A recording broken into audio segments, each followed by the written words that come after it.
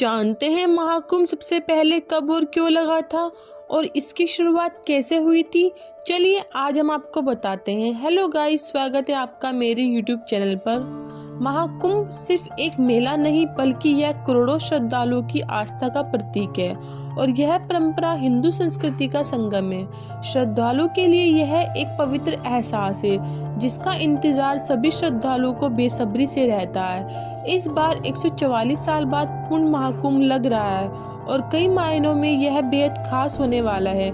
आसान भाषा में समझे तो 12 साल लगातार 12 वर्षों के लगने के बाद पूर्ण महाकुंभ लगता है जो 144 साल बाद आता है। महाकुंभ का आयोजन इस बार प्रयागराज में हो रहा है।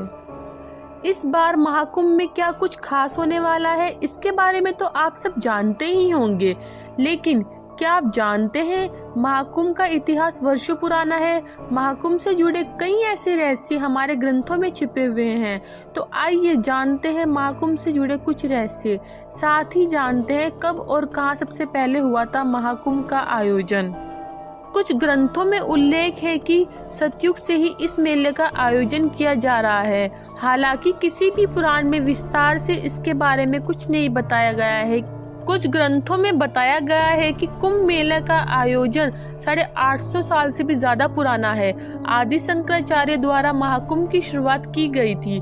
कुछ कथाओं में बताया गया है कि कुंभ का आयोजन समुद्र मंथन के बाद से ही किया जा रहा है, जबकि कुछ विद्वानों का कहना है कि गुप्त काल के दौरान से ही इसकी शुरुआत हुई थी, लेकिन सम्राट हर्षवर्धन से इसके प्रमाण देखने को मिलते हैं। इसी के बाद शंकराचार्य और उनके शिष्यों द्वारा सन्यासी अखाड़ों के लिए संगम तट पर शाही स्नान की व्यवस्था की गई थी।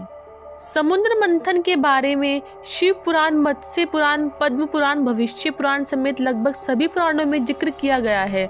मान्यताओं के अनुसार समुद्र मंथन के दौरान जब अमृत कलश बाहर आया था तब देवताओं और राक्षसों के बीच तनातनी और संघर्ष को कम करने के लिए भगवान विष्णु ने मोहिनी अवतार लिया था।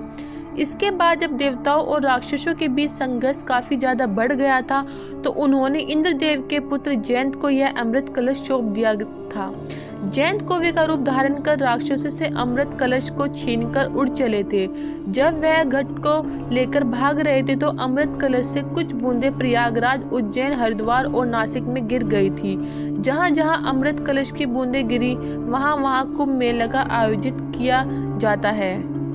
जब जयंत कौवे के रूप में अमृत कलश को लेकर जा रहे थे तो उनकी जीभ पर भी अमृत की कुछ बूंदें लग गई थी, जिसकी वजह से कौवे की आयु लंबी होती है। ऐसा कहा जाता है कि कौवा जब भी मरता है तो दुर्घटना में उसकी मृत्यु होती है। इसके अलावा अमृत की कुछ बूंदें ध्रुव घास पर गिर गई थी, जिसकी वजह से ध्रुव को पवित्र माना जाता है और सर्वप्रथम पूजनीय देवता गणेश जी को अर्पित किया जाता है। प्रयागराज में लगने वाले महाकुंभ का महत्व अधिक माना गया है।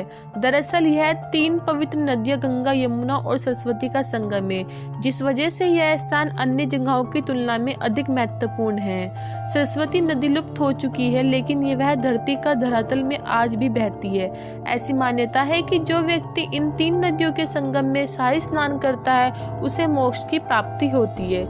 इसलिए प्रयागराज में इसका महत्व अधिक माना जाता है।